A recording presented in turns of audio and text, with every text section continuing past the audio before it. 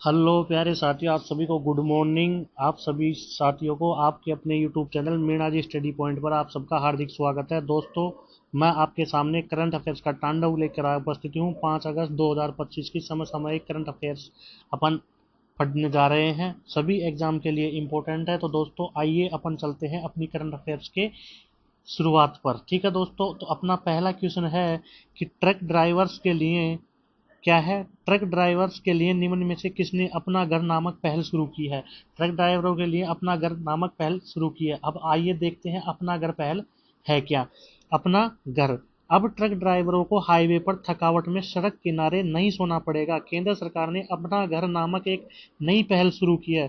केंद्र सरकार ने, जिसके तहत ड्राइवरों को सिर्फ 112 रुपए में एयर कंडीशनर, आराम गृह, बेड, खाना, पार्किंग और स्नान जैसी सुविधाएं मिलेगी। कितने रुपए में? 112 रुपए में अपना घर के तहत ड्राइवरों को ट्रक ड्राइवरों को एयर कंडीशनर, आराम गृह मिलेगा। केंद्रीय पेट्रोलियम मंत्री हरदीप सिंह पुरी ने इस योजना का ऐलान करते हुए कहा कि सड़क हादसों का एक बड़ा कारण ट्रक ड्राइवरों को पर्याप्त आराम न मिलना है। अपना घर इस समस्या का ठोस समाधान है। ठीक है दोस्तों, अपना घर इस समस्या का क्या है? ठोस समाधान है। तो इसका आंसर क्या हो गया? पेट्रोलियम एवं प्राकृतिक गैस मंत्रालय, हरदीप सिंह पुरी जी ने इसका उद्घाटन किया है। अपना घर नामक पहल किसके लिए शुरू की गई है? ट्रक ड्राइवरों के लिए शुरू की गई है। 112 रुपए में आरामदायक बेड, एयर कंडीशनर, बेड, खाना, स्नान जैसी सुविधाएं इनको मिलेगी। ठीक है दोस्तों, अगले क्वेश्चन की तरफ चलते हैं। दूसरा क्वेश्चन है कि वीओ चिदम्बरम बंदरगाह निम्न में से किस राज्य में स्थित है जो हरित हाइड्रोजन का उत्पादन करने वाला पहला भारतीय बंदरगाह बन गया है। हरित हाइड्रोजन का उत्पादन करने वाला पहला भारतीय बंदरगाह कौन सा बन गया है? वीओ चिदम्बरम बन गया है। अब ये कहाँ पे स्थित है? तो देखिए, वीओ चिदम्बरम बंदरगाह के बारे में जानकारी लेते हैं। वीओ चिदम्बरम बंदरगाह का दूसरा नाम क्या है? तूतीकोरिन बंदरगाह है। दूसरा नाम तूतीकोरिन बंदरगाह है। इसे पहले तूतीकोरिन पोर्ट ट्रस्ट के नाम से जाना जाता था और बाद में इसका नाम बदलकर वीओ चिदम्बरम पोर्ट ट्रस्ट कर दिया गया। यह नाम प्रसिद्ध स्वतंत्रता सेनानी वीओ चिदम्बरम पिल्ले को श्रद्धांजलि के रूप में दिया गया है। वीओ चिदम्बरम पोर्ट तमिलनाडु के तूतीकुड़ी में एक बंदरगाह है। यह भारत के 13 प्रमुख बंदरगाहों में से एक है। इसे 11 जुलाई 1974 को एक प्रमुख बंदरगाह घोषित किया गया था। यह तमिलनाडु का दूसरा सबसे बड़ा बंदरगाह है और भारत का तीसरा सबसे बड़ा कंटेनर टर्मिनल है। भारत का तीसरा सबसे बड़ा कंटेनर टर्मिनल वीओ चिदम्बरम पिल्ले तूतीकोरिन के अंदर है। ये तूतीकुड़ी बंदरगाह, ठीक है, इसको पहले तूतीकोरिन पोर्ट के नाम से जाना जाता था। 11 जुलाई 1974 को इसका क्या किया गया है? उद्घाटन किया गया है। ठीक है दोस्तों, तो कहाँ पे है ये? तमिलनाडु में स्थित है। तमिलनाडु के तूतीकुड़ी जिले में स्थित है। तमिलनाडु के तूतीकुड़ी जिले में स्थित है। तमिलनाडु के मुख्यमंत्री कौन है? के स्टालिन। ठीक है दोस्तों, आगे चलते हैं। अगला क्वेश्चन है कि निम्न में से किस स्थान पर भारत का पहला मेक इन इंडिया हरित हाइड्रोजन संयंत्र लागू किया गया है। भारत का पहला मेक इन इंडिया हरित हाइड्रोजन संयंत्र लागू किया गया है। कहाँ किया गया है? ग्रीन पहले इसको ग्रीन हाइड्रोजन प्लांट के बारे में जानते हैं। Green hydrogen plant in India Gujarat के कांडला स्थित दीनदयाल पोर्ट गुजरात के कांडला स्थित दीनदयाल पोर्ट अथॉरिटी ने देश का पहला पूरी तरह स्वदेशी 1 मेगावाट क्षमता वाला ग्रीन हाइड्रोजन प्लांट चालू कर दिया है। ग्रीन हाइड्रोजन प्लांट चालू कर दिया। यह मेक इन इंडिया पहल के तहत स्थापित किया गया है और किसी भी भारतीय बंदरगाह पर इस तरह का पहला प्रोजेक्ट है। यह प्लांट 10 मेगावाट की योजना का पहला चरण है। ग्रीन हाइड्रोजन हरित गैस प्लांट, पहला प्लांट कहाँ किया गया? गुजरात के कांडला बंदरगाह में किया गया और पहला है ये, देश का पहला मेक इन इंडिया, ठीक है ना, ग्रीन हाइड्रोजन प्लांट चालू किया गया और 10 मेगावाट योजना का इसमें शुरुआत किया गया है। इस परियोजना का उद्घाटन केंद्रीय पोत एवं परिवहन मंत्री, जहाजरानी मंत्री सर्बानंद सोनोवाल ने गुरुवार को किया है। जहाजरानी मंत्री कौन है? सर्बानंद सोनोवाल ने। इन्होंने कांडला, गुजरात के कांडला, इसका नाम बदल कर क्या कर दिया? दीनदयाल पोर्ट कर दिया है। वहाँ पे एक मेक इन इंडिया 1 मेगावाट क्षमता वाला make in India green hydrogen plant चालू किया गया है। और इससे क्या क्या होगा? फिलहाल इससे बनने वाली ग्रीन हाइड्रोजन का उपयोग बंदरगाह परिसर में 11 बसों और स्ट्रीट लाइटों को चलाने के लिए किया जाएगा। यह प्लांट हर साल कितनी metric ton? 140 metric ton green hydrogen का उत्पादन करने में सक्षम होगा। कांडला बंदरगाह पे बनाया गया ग्रीन हाइड्रोजन प्रोजेक्ट प्लांट है जो 1 मेगावाट का है, मेक इन इंडिया के तहत बनाया गया है। ठीक है दोस्तों, और 140 मीट्रिक टन ग्रीन हाइड्रोजन उत्पादन करेगा 1 साल में। इससे 11 बस बंदरगाह के अंदर ही और स्ट्रीट लाइटों का संचालन किया जाएगा अभी फिलहाल तो। ठीक है दोस्तों, इसका उद्घाटन सर्बानंद सोनोवाल जो जहाजरानी पोत मंत्री है, 10 मेगावाट की योजना का पहला चरण है, ये 1 मेगावाट का बना दिया है। 10 मेगावाट के बनाने हैं, जिसमें से 1 मेगावाट का बना दिया है। तो ये कहाँ बनाया है? कांडला बंदरगाह। इसका नया नाम क्या है? Deendayal port, Deendayal Upadhyay port. ठीक है दोस्तों, अगले क्वेश्चन की तरफ चलते हैं। अगला क्वेश्चन है कि निम्न में से किस शहर में सप्त सुर सात राष्ट्र एक राग नामक पहले बिमस्टेक पारंपरिक संगीत महोत्सव का आयोजन किया गया है? निम्न में से किस शहर में सप्त सुर सात राष्ट्र एक राग नामक पहले बिमस्टेक पारंपरिक सम्मेलन संगीत महोत्सव का उद्घाटन किया गया है? और ये बिमस्टेक पारंपरिक संगीत महोत्सव होता क्या है? इसको कौन कौन कर रहे हैं? Ministry of external affair and Indian council of culture relationship, culture relations coordinately invite you to. ठीक है ना, ये पहला first edition of the BIMSTEC traditional music festival है। ये कहाँ हो रहा है? ये नई दिल्ली में हो रहा है, भारत मंडपम में, भारत मंडपम में हो रहा है। इसके बारे में जानते हैं कि भारतीय सांस्कृतिक संबंध परिषद द्वारा आयोजित यह महोत्सव बिमस्टेक, बंगाल की खाड़ी, बहुक्षेत्रीय तकनीकों और आर्थिक सहयोग पहल सदस्य देशों की समृद्ध और विविध संगीत परंपराओं को प्रस्तुत करेगा। इस महोत्सव की परिकल्पना प्रधानमंत्री नरेंद्र मोदी द्वारा अप्रैल 2025 में थाईलैंड में आयोजित बिमस्टेक शिखर सम्मेलन में की गई थी। बिमस्टेक शिखर सम्मेलन 2025 की बैठक कहाँ हुई थी? थाईलैंड में हुई थी। ठीक है ना, और थाईलैंड इसका 2022 से इसका क्या है? चेयरमैन है। इस महोत्सव का उद्घाटन विदेश मंत्री डॉक्टर एस जयशंकर द्वारा किया गया है, विदेश मंत्रालय के द्वारा किया जा रहा है।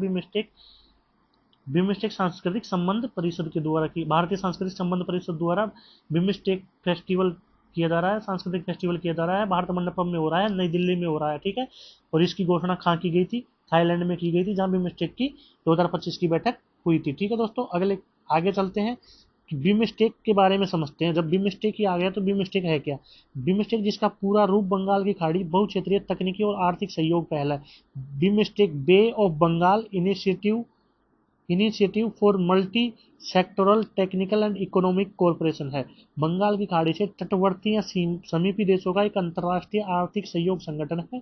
इसमें नवंबर 2016 में बांग्लादेश, भारत, बर्मा, श्रीलंका, थाईलैंड, भूटान और नेपाल इसके सदस्य थे। पाकिस्तान नल्ला इसका सदस्य नहीं है। पाकिस्तान बेटा नल्ला इसका सदस्य नहीं बनाया गया है। ठीक है ना, और इसकी अभी प्रेजेंट में इसकी चेयरमैन कौन है? बिमस्टेक की, बिमस्टेक का चेयरमैन कौन है? थाईलैंड है। और बिमस्टेक की स्थापना 6 जून 1997 को हुई थी। 28 साल पूरे हो गए हैं। 6 जून 1997 को बिमस्टेक की स्थापना हुई थी। थाईलैंड इसका अध्यक्ष है। और Bay of Bengal initiative of multi sectoral technical and economic corporation इसका नाम है। ठीक है, 2016 में बांग्लादेश, भारत, बर्मा, श्रीलंका, थाईलैंड, भूटान शामिल हुए थे, नेपाल, भूटान। ठीक है दोस्तों, आगे चलते हैं अगले क्वेश्चन की तरफ। अगला क्वेश्चन है कि क्रेसेनिकोवा ज्वालामुखी किस देश में स्थित है जो 600 साल बाद में फटा है? क्रेसेनिकोवा, क्रेसेनिकोवा जो ज्वालामुखी है वो कौन से देश में स्थित है? वो रूस में स्थित है। ये कितने साल बाद में फटा है? 600 ईयर्स बाद में ये फटा है। भारत का एकमात्र सक्रिय ज्वालामुखी बैरन द्वीप है, जो कहा है? अंडमान निकोबार द्वीप समूह में है। भारत का एकमात्र सक्रिय ज्वालामुखी है वो। आगे चलते हैं, माउंट एटना ज्वालामुखी कहाँ है? इटली में है। किलाउला हवाई, ये क्या है? अमेरिका में, यूएसए, हवाई द्वीप अमेरिका का। माउंट रेनियर अमेरिका में। और मोराफी इंडोनेशिया में। प्रशांत महासागर के किनारे एक क्षेत्र है ring of fire. Ring of fire कहाँ है? प्रशांत महासागर में है। स्ट्राम्बोली भूमध्य सागर का प्रकाश स्तंभ कहा जाता है इसे। 8 एवोलियन द्वीपों में से एक है। एक सक्रिय ज्वालामुखी है इटली के। स्ट्राम्बोली कहाँ है? इटली में, और इसे भूमध्य सागर का प्रकाश स्तंभ कहते हैं। ठीक है दोस्तों, आगे चलते हैं। आगे है क्राकाटोवा ज्वालामुखी इंडोनेशिया का। क्राकातोवा कहाँ का है? इंडोनेशिया का है। क्राकातोवा इंडोनेशिया का। मोनालो लंबे पहाड़ी कहाँ का है? अमेरिका का है। कैटोपैक्सी इक्वाडोर का। कैटोपैक्सी विश्व का सबसे ऊंचा ज्वालामुखी पर्वत है। यह वर्तमान में सक्रिय अवस्था में, इसकी ऊंचाई 5897 मीटर है। सबसे ऊंचा सक्रिय ज्वालामुखी कौन सा है? कैटोपैक्सी इक्वाडोर का। विसुवियस एटना इटली में। विसुवियस और एटना कहाँ है? इटली में। सेट्रिक स्ट्रोवोल्कानो के अंदर स्थित है। अगले क्वेश्चन की तरफ चलते हैं। अगला क्वेश्चन है कि निम्न में से किसने हाल ही में आयोजित हंगरी ग्रैंड प्रिक्स 2025 का खिताब जीता है? हंगरी ग्रैंड 2025 का खिताब किसने जीता है? लैंडो नॉरिस ने जीता है। लैंडो नॉरिस ने जीता है। और किसे हराया है? ये क्या है? ये विजेता है। लैंडो नॉरिस क्या है? विजेता है। और ऑस्कर पियास्त्री क्या है? क्या है ये? उपविजेता है। क्या है? उपविजेता। ऑस्कर पियाश्री क्या है? ऑस्कर पियाश्री, ऑस्कर पियाश्री तो क्या है? उपविजेता है। और लैंडो नॉरिस क्या है? हंगरी ग्रैंड प्रिक्स 2025 का विजेता कौन है? Lando Norris. Hungary grand prix 2025 का विजेता लैंडो नॉरिस और उपविजेता ऑस्कर पियाश्री। अगले क्वेश्चन की तरफ चलते हैं। निम्न में से किसके द्वारा treaties for the remarkable Rohit, treaties for the remarkable Rohit नामक किताब किसके द्वारा लिखी गई है? आर कौशिक द्वारा। आर कौशिक द्वारा लिखी गई है। आर कौशिक द्वारा लिखी गई है। कौन सी? Treaties for the remarkable Rohit, treaties for the remarkable Rohit R Kaushik द्वारा लिखी गई है। ठीक है दोस्तों, अगले क्वेश्चन की तरफ चलते हैं कि निम्न में से कौन इजराइल के साथ सभी हथियारों के व्यापार पर प्रतिबंध लगाने वाला यूरोपीय संघ का पहला देश बन गया है? इजराइल के ऊपर, इजराइल और हमास, ठीक है ना? तो बेंजामिन नेतन्याहू इजराइल के क्या है? पीएम है। और इसके ऊपर यूरोपीय संघ का पहला देश बन गया जिसने व्यापार पर प्रतिबंध लगा दिया, स्लोवेनिया। स्लोवेनिया एक ऐसा देश बन गया है जिसने यूरोपीय संघ का, ईयू, यूरोपियन यूनियन, इसमें कितने देश है? 27 देश है। ठीक है दोस्तों, इंग्लैंड इससे अलग हुआ था, उसको क्या कहते हैं? ब्रेग्जिट कहते हैं। स्लोवेनिया, स्लोवेनिया ने इजराइल पर प्रतिबंध लगा दिया और यूरोपियन यूनियन का पहला देश है। ठीक है दोस्तों, अगले क्वेश्चन की तरफ चलते हैं। अगला क्वेश्चन है कि पहले शतरंज स्पोर्ट्स विश्व कप का आयोजन किस देश में किया गया है जिसका खिताब मैग्नस कार्लस ने जीता है? मैग्नस कार्लस, मैग्नस कार्लस दुनिया का सबसे बेहतरीन, सबसे बेस्ट, सबसे पावरफुल आदमी किसमें? शतरंज में। मैग्नस कार्लस, मैग्नस कार्लस शतरंज का फर्स्ट पर्सन है। ये सऊदी अरब में हुआ है। क्या? स्पोर्ट्स विश्व कप का आयोजन, पहले शतरंज स्पोर्ट्स विश्व कप, फर्स्ट शतरंज स्पोर्ट्स वर्ल्ड कप, पहला शतरंज स्पोर्ट्स वर्ल्ड कप कहाँ हुआ? सऊदी अरब में हुआ। किसने जीता है? मैग्नस कार्लसन ने जीता है। अब आइए देखिए इसके बारे में जानते हैं। दुनिया के नंबर 1 मैग्नस कार्लसन पहला शतरंज स्पोर्ट्स विश्व कप 2025 जीतकर इतिहास रच दिया है। ठीक है, पहला स्पोर्ट्स शतरंज वर्ल्ड कप कहाँ हुआ है? सऊदी अरब में हुआ। जीता किसने? मैग्नस कार्लसन ने। नॉर्वेजियन स्टार ने सऊदी अरब में हुए ग्रैंड फाइनल में ओलीरेजा फिरोजा को 3-1 से हराकर ये उपलब्धि हासिल अपने नाम की है। इस जीत के साथ उन्हें 25 ढाई लाख डॉलर को लगभग 2 करोड़ 18 लाख इंडियन रुपए बनता है। तो पुरस्कार की राशि भी मिलेगी। जीतेगा तो भैया पुरस्कार तो मिलेगा ही। मैग्नस कार्लसन ने पहला विश्व का पहला शतरंज स्पोर्ट वर्ल्ड कप जीत लिया है। सऊदी अरब में हुआ था ये। ठीक है दोस्तों, अगले क्वेश्चन की तरफ चलते हैं। भारत को वैश्विक स्तर पर मछली उत्पादन में कौन सा स्थान प्राप्त हुआ है? भारत को वैश्विक स्तर पर मछली उत्पादन में दूसरा स्थान प्राप्त हुआ है। अगले क्वेश्चन की तरफ चलते हैं कि निम्न में से कौन आधिकारिक रूप से कार्मिक सेवा नियंत्रक के रूप में नियुक्त किया गया है? Who among the following has been officially appointment to controller of personal service, कार्मिक सेवा नियंत्रक के रूप में किसे नियुक्त किया गया है?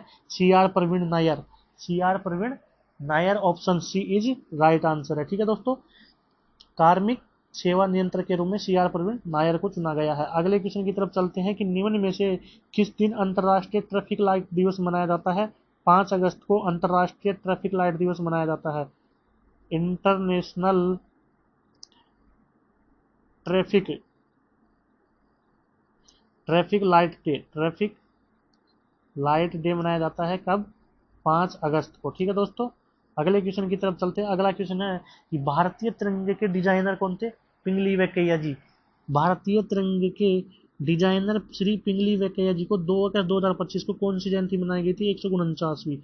पिंगली वेंकैया जी जो भारतीय ध्वज के क्या थे? तिरंगे के क्या थे? डिजाइनर थे। ठीक है, उस उनकी क्या थी? जयंती थी 149वीं। आगे चलते हैं, एक बहुत बड़ी शख्सियत के बारे में पढ़ते हैं। और बहुत बड़ी शख्सियत, वो एक क्या हो गया? सूर्य अस्त हो गया है उनका। ठीक है, शिबू सोरेन हाल ही में निधन हो गया है। वे किस राज्य के पूर्व मुख्यमंत्री थे? शिबू सोरेन, शिबू सोरेन जी, शिबू सोरेन जी जो हेमंत सोरेन जी झारखंड के हैं, उनके जो झारखंड के मुख्यमंत्री हैं, उनके पिताजी थे शिबू सोरेन जी। शिबू सोरेन जी का 81 साल की आयु में उनका देहांत हो गया है। उनकी हमारी संवेदनाएं उनके परिवार के साथ है और भगवान उनकी आत्मा को शांति दे। ठीक है दोस्तों, तो ये कहाँ के मुख्यमंत्री थे? ये मुख्यमंत्री तो झारखंड के थे, लेकिन इनकी बारे में विशेषता भी तो होगी कुछ, तभी तो लोग याद कर रहे हैं। तो ये क्या थे? राज्यसभा के सांसद भी रहे हुए हैं, पूर्व केंद्रीय मंत्री भी रहे हुए हैं, झारखंड के मुख्यमंत्री भी रहे हैं, और झारखंड मुक्ति मोर्चा झामुमो मुक्ति मोर्चा के संस्थापक शिबू सोरेन जी का आज निधन हो गया। वे 81 साल की वर्ष में अपने अंतिम सांस ली है। संथाल समुदाय से ताल्लुक रखने वाले शिबू सोरेन जी किस समुदाय से ताल्लुक रखते थे? संथाल समुदाय से। शिबू सोरेन का जन्म रामगढ़ जिले में हुआ था, जो उस समय बिहार का क्या था? हिस्सा हुआ करता था। शिबू सोरेन जी का जन्म रामगढ़ जिले में हुआ था, जो बिहार का हिस्सा हुआ करता था। उन्होंने वामपंथी, संथाल समुदाय से वो आते थे, उन्होंने वामपंथी ट्रेड यूनियन नेता AK रॉय और कुर्मी महतो नेता AK रॉय वामपंथियों का ट्रेड यूनियन का नेता था AK रॉय, और कुर्मी महतो नेता विनोद बिहारी महतो के साथ, मैं कुर्मियों का और महतो का नेता था विनोद बिहारी महतो के साथ मिलकर 1972 में झामुमो की मोर्चे का गठन किया था। कौन सा? झारखंड मुक्ति मोर्चा का गठन कब किया था? 1972 में किया था। झारखंड मुक्ति मोर्चा का गठन कब किया था? शिबू सोरेन जी ने किया था, 1972 में किया था, AK रॉय और विनोद बिहारी महतो के साथ मिलकर किया था। ठीक है दोस्तों, आगे चलते हैं। इन वर्षों में श्री सोरेन अलग अलग राज्य के आंदोलनों का एक प्रमुख चेहरा बनकर उभरे, जिसके परिणाम स्वरूप झारखंड बिहार से सन 2000 में क्या हो गया? अलग हो गया। झारखंड बिहार से कब अलग हुआ? सन 2000 में अलग हुआ। पहली बार 1980 में दुमका से लोकसभा के लिए चुने गए थे, और उन्हें दिसोम गुरु के नाम से भी जाने जाते हैं। दिसोम गुरु का अंत हो गया है। ठीक है दोस्तों, यानी कि इनका देहांत हो गया है। तो भगवान उनकी आत्मा को अपने चरणों में स्थान दे, और गहरी संवेदनाएं व्यक्त करते हैं हम। ठीक है दोस्तों, आगे चलते हैं। आज के लिए इतना ही। सभी को राम राम, सभी को थैंक यू। ठीक है दोस्तों, सभी को थैंक यू। चैनल को ज़्यादा से ज़्यादा क्या कीजिए दोस्तों, चैनल को सब्सक्राइब कीजिए, और हमारी क्लास को लीजिए। हम मैथ की क्लास आपको प्रोवाइड करवा रहे हैं। इसकी क्या नाम से शॉर्ट प्रोवाइड करवा रहे हैं आपको। मैथ के कंसेप्ट के जो भी आए हुए हैं एग्जाम में, उसको शॉर्ट के रूप में आपको शॉर्ट कंसेप्ट प्रोवाइड करवा रहे हैं। और करंट अफेयर्स रोज चल रही है, मैथ रोज चल रही है। अभी इसमें साइंस और चलाई जाएगी। ठीक है ना, आपकी डिमांड के ऊपर आप क्या रेस्पॉन्स देते हो, उस हिसाब से हम काम करते हैं। ठीक है दोस्तों, तो चैनल को सब्सक्राइब कीजिए, लाइक कीजिए, शेयर कीजिए, कमेंट कीजिए, और दमादम शेयर कीजिए। ठीक है ना दोस्तों, और क्लास को देखिए। सभी दोस्तों का धन्यवाद। थैंक यू सभी को। आपका दिन शुभ रहे, मंगलमय हो। ठीक है दोस्तों, थैंक यू।